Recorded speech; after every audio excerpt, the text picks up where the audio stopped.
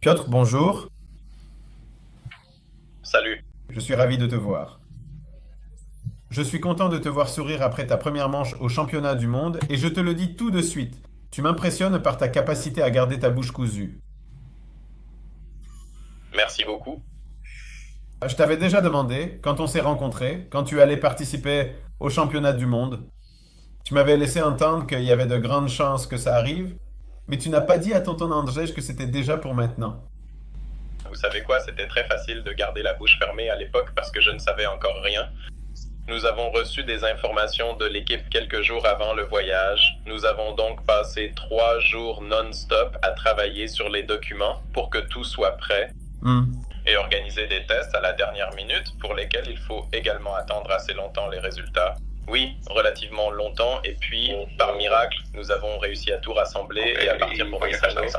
D'accord, parce que de mon point de vue, on aurait dit que tout était, tu sais, un plan parfaitement organisé. Parce que tu as eu des essais en Moto 2, déjà avec le moteur Triumph, c'est bien ça? À Barcelone, c'était avec quelle équipe? C'était avec Stop and Go, mais ces essais étaient plutôt une préparation au cas où je devrais remplacer un pilote cette saison dans une situation donnée. D'accord, parce que de mon point de vue, ça ressemblait à un plan bien ficelé du genre, bon, on avance ici, je fais ça, là on fait semblant de tester, mais en réalité, on se prépare à quelque chose. Mais non, c'était juste spontané, une action sur le vif, n'est-ce pas? Oui, oui. Quel document as-tu dû préparer?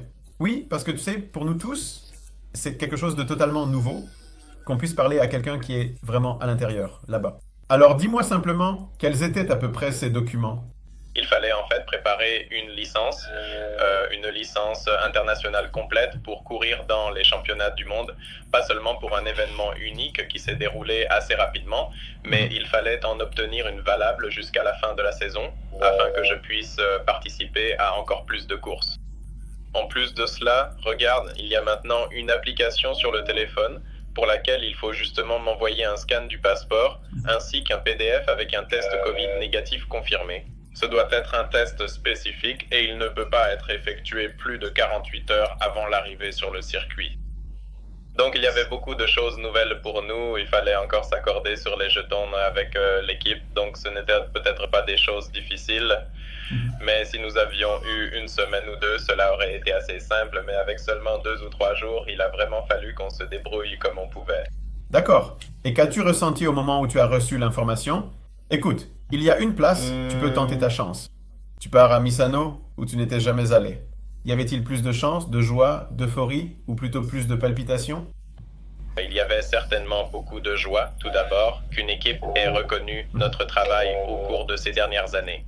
J'ai appris qu'ils m'observaient déjà depuis un certain temps, depuis quelques mois, mais il y avait surtout un peu de doute quant à savoir s'il fallait vraiment aller à Misano maintenant ou attendre jusqu'à Barcelone. Tu connais Barcelone?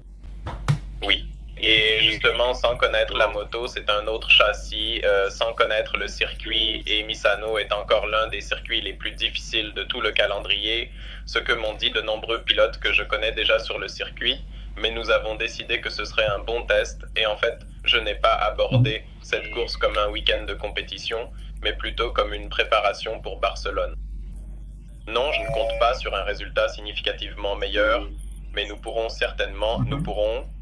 commencer à travailler sur la moto dès la première séance d'essai et pas vraiment à partir de la troisième. Donc, en plus d'autres pilotes seront également là pour la première fois cette saison et pas pour la deuxième semaine consécutive. Hmm. Je pense donc que les chances seront un peu plus égales maintenant. Bien sûr, ce ne sera que mon deuxième week-end, donc je ne m'attends à rien de spectaculaire, mais je vais tout donner et je pense que nous pouvons réellement bien travailler avec l'équipe dès le début et apprendre à nous connaître et à connaître la moto encore mieux. D'accord, nous allons bientôt passer à la moto. J'aimerais savoir quelles ont été tes impressions lorsque tu es arrivé à Misano. Parce que je sais que tu vis en Espagne. D'ailleurs, nous invitons tout le monde à regarder l'interview avec toi, car nous n'allons pas maintenant entrer dans les détails de ton histoire, de ta vie en Espagne, de tes entraînements, etc. Donc, nous renvoyons les gens vers l'interview, nous mettrons un lien vers l'entretien que nous avons déjà réalisé. Tu connais ces gens? Tu rencontres ces personnes lors de différents entraînements, ceux qui participent régulièrement au championnat du monde. Tu gravites autour de ce milieu, mais c'était la première fois que tu avais un laissez-passer. Tu es entré dans le paddock en tant que pilote à part entière et soudain, tous ces gens sont là. Quelles ont été tes impressions? En fait, j'ai déjà été plusieurs fois dans le paddock des championnats du monde. Une fois le jeudi à Aragon, c'était sans doute en 2018, et une fois l'année dernière à Barcelone, le vendredi, donc je savais à peu près à quoi ressemblait le paddock. Ce qui m'a surpris, c'est qu'il n'y avait évidemment personne. Tout le monde était dans les box à travailler, donc le paddock était complètement vide. Il semblait qu'il y avait au maximum 50, peut-être 100 personnes là-bas. Donc c'était très étrange, mais je pense que c'était bien pour moi car je ne ressentais aucune pression supplémentaire. Ça ressemblait beaucoup à un championnat d'Europe. De toute évidence, il y avait beaucoup plus de ces camions et il est clair que le budget était également beaucoup plus important. Et le paddock lui-même est 2 fois plus grand. De plus, il y a des boîtes séparées que celles du bas apportent. Parce qu'il y a tellement d'équipes qu'elles doivent apporter des boîtes supplémentaires. Ou plutôt des tentes, pourrait-on dire, mais je l'ai déjà vu de mes propres yeux. Il n'était soumis à aucune pression particulière. En fait, ce paddock, comme je l'ai dit, était plus calme que d'habitude, que les années précédentes, mais je connaissais déjà quelques personnes là-bas et je m'y sentais vraiment bien. Je me sentais prêt, que je pouvais vraiment être là, donc il n'y avait aucun stress. Peut-être qu'il y avait un peu de stress, mais c'était plus de l'excitation que de la peur. D'accord. Les gens sont sûrement curieux. Est-ce que c'est comme ça? Nous n'allons pas entrer dans les détails. Recevais-tu des propositions ou bien, en recevant une telle proposition, dois-tu encore payer pour participer dans une telle équipe parce que tu as tes propres sponsors ou est-ce que c'est simplement l'équipe qui t'invite? Écoute, on a une place, tu viens, on prend tout en charge. Oui, il faut payer pour cela, mais évidemment, il est beaucoup plus facile d'obtenir des sponsors pendant les championnats du monde. Donc, vous ne payez qu'une partie beaucoup plus petite des coûts. L'avantage principal est que c'est un assemblage entièrement réalisé en usine, donc je n'ai absolument pas à payer plus pour le matériel lui-même, je n'ai qu'à payer les coûts de production eux-mêmes, ce qui est très avantageux. Donc tout cela leur revient un peu moins cher. Comme je le disais, justement, des sponsors supplémentaires qu'il est plus facile de trouver qu'au championnat d'Europe. Et à ce propos, je voulais bien sûr remercier la société OPIC, qui est là depuis le début, ainsi que Grzegorz Wojcik de l'équipe Wojcik Racing Team pour leur aide dans tout cela. La réaction a été rapide, n'est-ce pas? Oui, la réaction a été rapide et j'en suis vraiment très reconnaissant. Non seulement pour le soutien financier en lui-même, mais aussi parce qu'ils ont dû vraiment s'investir pour tout organiser aussi vite. Super. Nous remercions aussi au nom de tous les supporters. Quant à la moto elle-même, il ne faut pas se le cacher quand on regarde les classements des pilotes. Eh bien, c'est Kalex, puis quelque part Speed Up, Kalex. Quelque part, on a MV Agusta. NTS, c'est probablement pas la moto la plus compétitive, mais comme on en parle, l'important c'est surtout d'apprendre. Les essais que tu as fait à Barcelone, tu les as fait sur quel châssis? Sur Kalex ou sur Speed Up? C'était sur Kalex, mais en effet, NTS n'est peut-être pas un châssis de tête. Cependant, je pense qu'actuellement, 2 ou 3 dixièmes ne font pas vraiment une grande différence. Et l'équipe m'offre justement d'excellentes opportunités d'apprentissage et un bon soutien. Donc, pour être clair, sur ce châssis, un pilote déjà expérimenté en championnat du monde, c'est 2 ou 3 dixièmes de seconde d'écart. C'est-à-dire, je ne sais pas exactement, mais je suppose que ce sera moins d'une demi-seconde. D'accord. Je pense plutôt que c'est autour de 2 ou 3 dixièmes, à mon avis. C'est certain que le Kalex, comme il l'a toujours été, même avec le moteur Honda, était tout simplement plus facile à régler. Et en réalité, dans chaque phase du virage, il n'était jamais exceptionnel, mais il n'avait aucun point faible. D'accord. De ce que j'ai vu, c'est à peu près la même chose maintenant avec les moteurs Triumph, mais comme NTS ou Hervé Racing est une équipe d'usine, nous pouvons aussi développer cette moto et nous avons encore le soutien de Kayaba qui nous aide également dans le développement de la moto. Donc nous ne pouvons pas seulement nous concentrer sur le cadre, mais aussi améliorer la suspension selon nos besoins. D'accord, ça je ne savais pas, que c'est Kayaba qui fournit la suspension là-bas. Ce n'est pas très courant, il me semble. Ils n'apparaissent pas dans beaucoup d'équipes, à moins que je me trompe. Non. C'est intéressant qu'ils soient s'impliquer sur Moto 2 parce que théoriquement, soit tu t'engages à fond, soit... Comment tu évalues cette suspension? Quelles ont été tes premières impressions? Au début, je n'en attendais pas grand-chose, mais je dois admettre que c'était vraiment agréable à piloter. C'est certain, je ne l'ai pas essayé sur le même cadre que le Linz, mais il s'en sortait vraiment très bien et de manière impressionnante quand la moto était instable.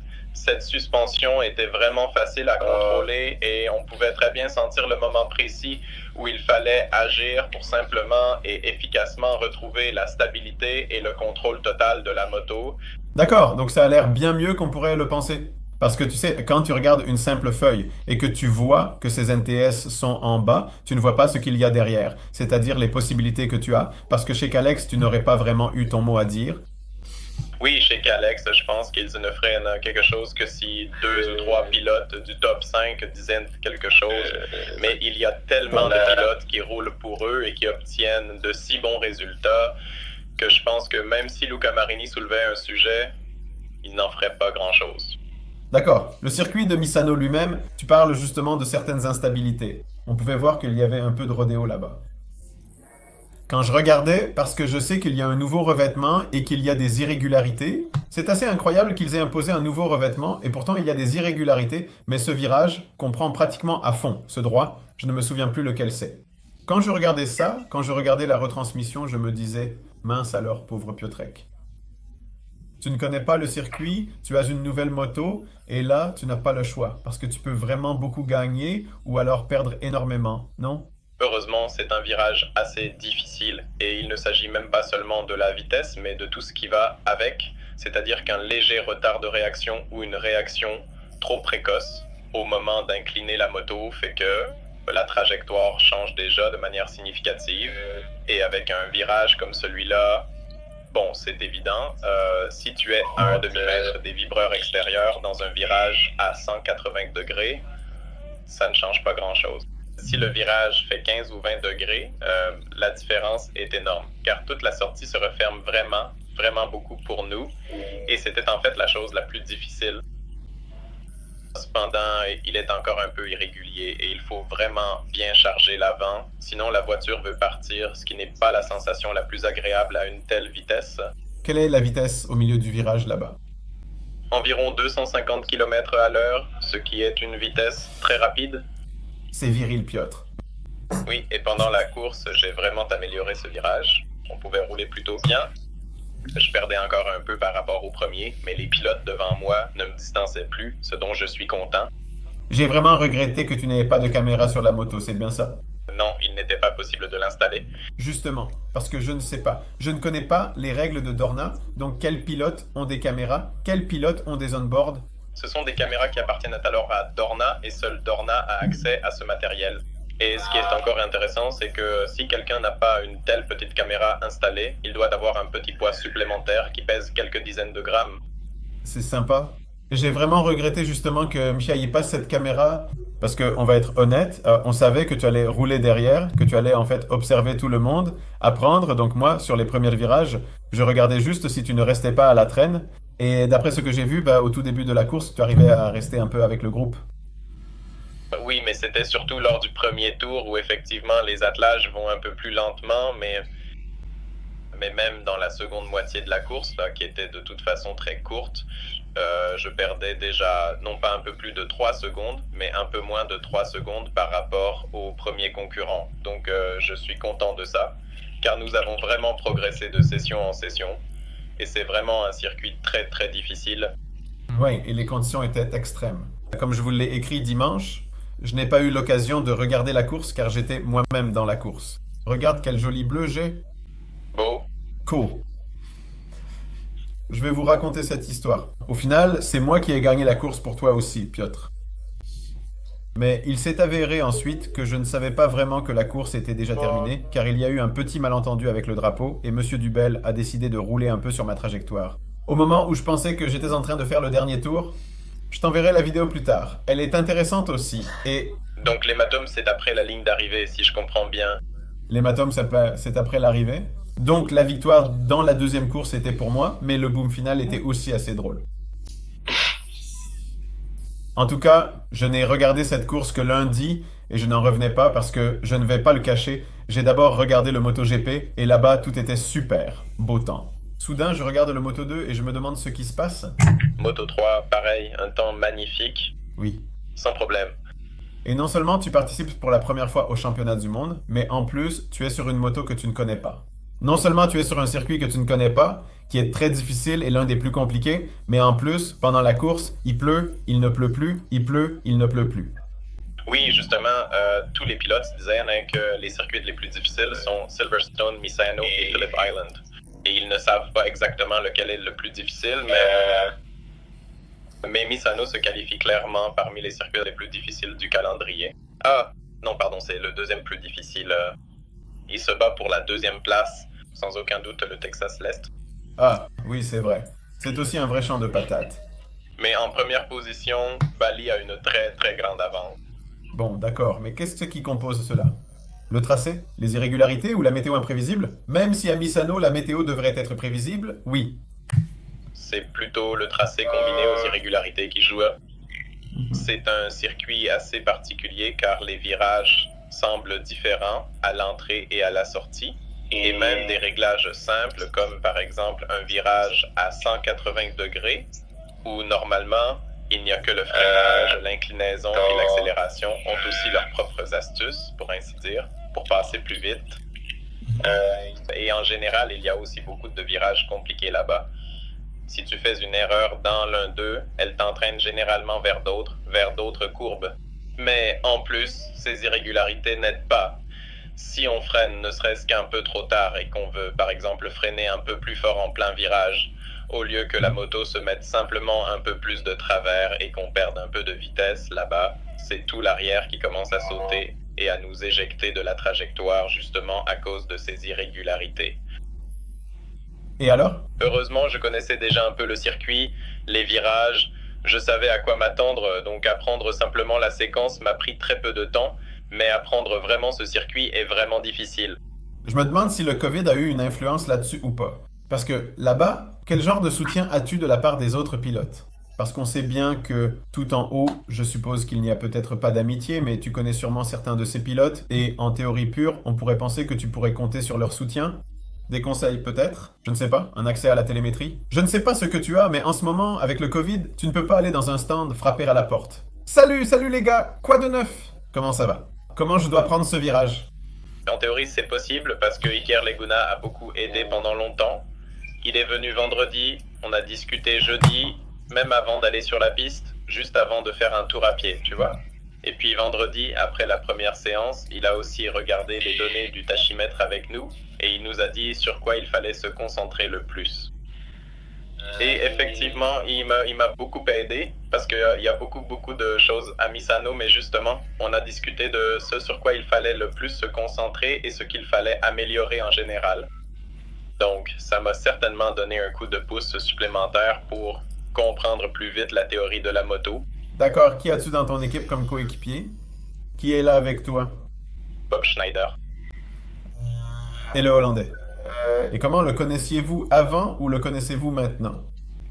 Je le connais de vue. Il vient parfois à Valence pour s'entraîner en hiver. Une fois tous les quelques jours, tous les 2 jours, 2 fois par mois. Et je l'ai vu une fois sur la piste au volant d'une supermoto, mais nous n'avons pas parlé. Ok, maintenant vous avez établi une sorte de relation. Est-ce que quelque chose a aidé? Peux-tu utiliser ces données? Oui. Nous avons utilisé les données de Bobo, des données, parce que nous avons établi une sorte de relation. Je pense que c'est plutôt une bonne relation, mais rien de spécial non plus. Eh bien c'est normal, c'est la concurrence. La concurrence.